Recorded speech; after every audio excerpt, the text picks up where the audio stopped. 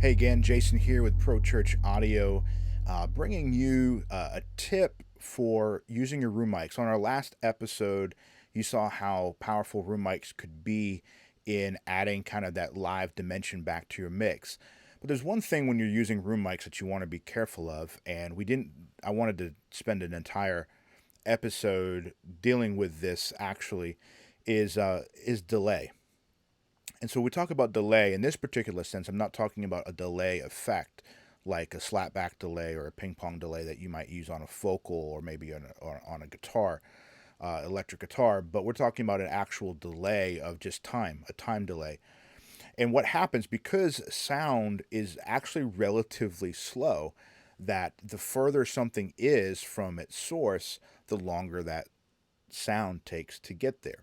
So when you're using room mics, if they're several feet back from your platform and you're using a PA system plus maybe a drum kit that, especially if it's uncaged and is rather loud in the room, chances are you're not getting that through the PA much at all, but you're just getting the acoustic sound of the drums, maybe with a little kick low end and maybe some snare. But on your broadcast, that's not going to translate. So you want to be able to get the room mic in there, and you're going to want to get the rest of your drum kit kind of built up. But the challenge is that if you don't delay the rest of your signal to match your room mics, the room mics can add a very smearing and unclear and undefined characteristic to your sound, which ideally you don't want.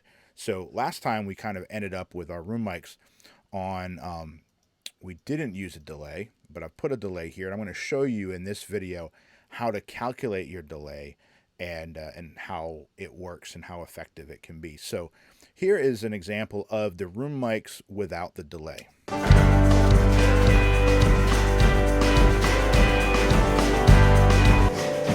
here's the room mics by themselves.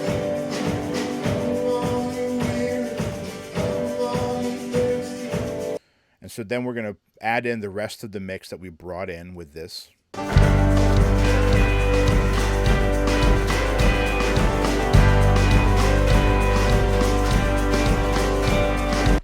And it's okay, but notice like the drums almost, like this song almost kind of has a ta-dot, ta-dot, ta-dot kind of shuffle feel to it anyway.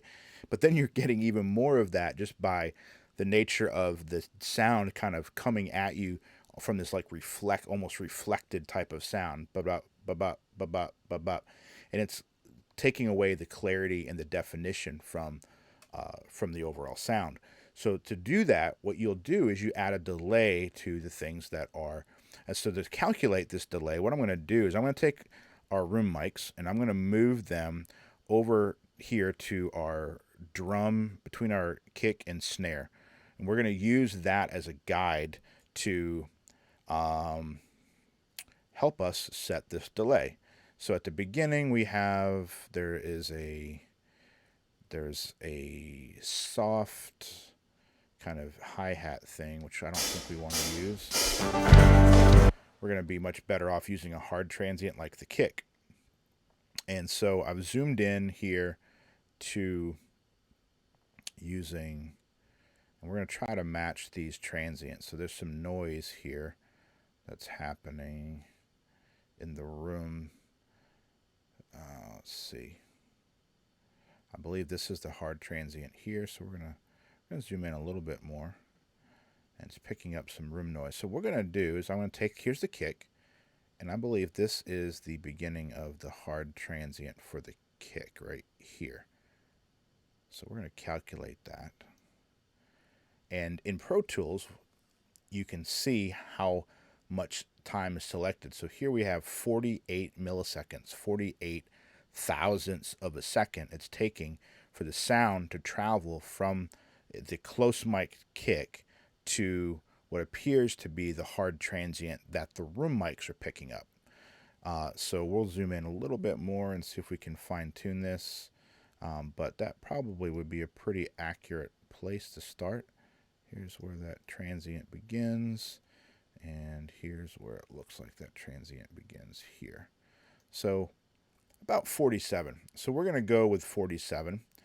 And we're going to try that. So we're going to zoom back out and get to over here. where we're going to use that as our baseline. So 47 milliseconds. I'm going to take our room mics, move them back over here because we're going to use the delay on our master buses here. So I have everything, all of my drums are fed into a drum master fader or a master drum bus. I have a vocal master bus, a program master bus, which is everything but drums and vocals, and then an effects master bus. And so we're going to listen to this again, and we're going to add the delay we're going to open this up, and we're going to add the delay. So I've got it set here for 47 milliseconds. I've got them linked, and they're synced. So what this is going to do is it's going to delay this bus 47 milliseconds and get that closer to the sound that you're going to get from the room mics themselves, so that they arrive much more closely in time with the listener's ear, and see if that helps clean up our sound. So here we go. Here it is without, again, just as a reminder.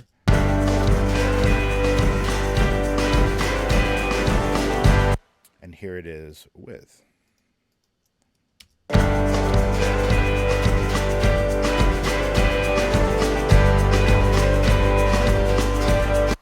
Hear how that center cleaned up like extraordinarily. It's not as smeared. It's much cleaner, much tighter of a sound.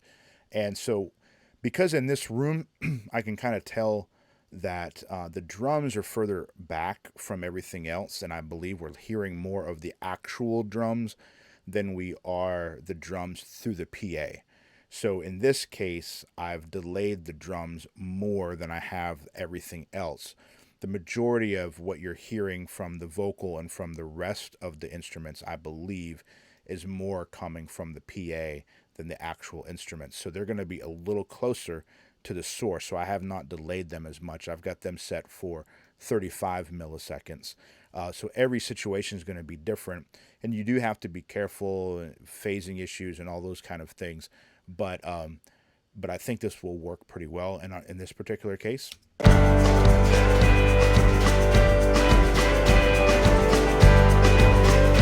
And here's without.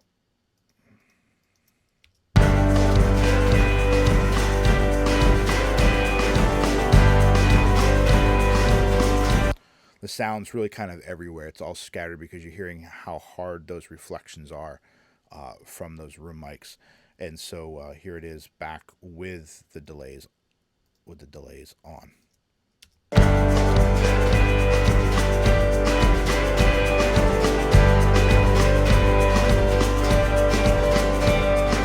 Come all you weary, come all you thirsty, come to the well.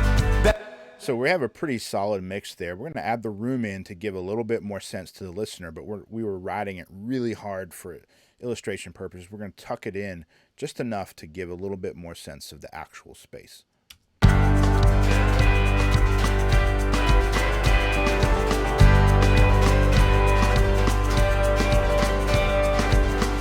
all you weary, come all you thirsty, come to the well that never runs dry.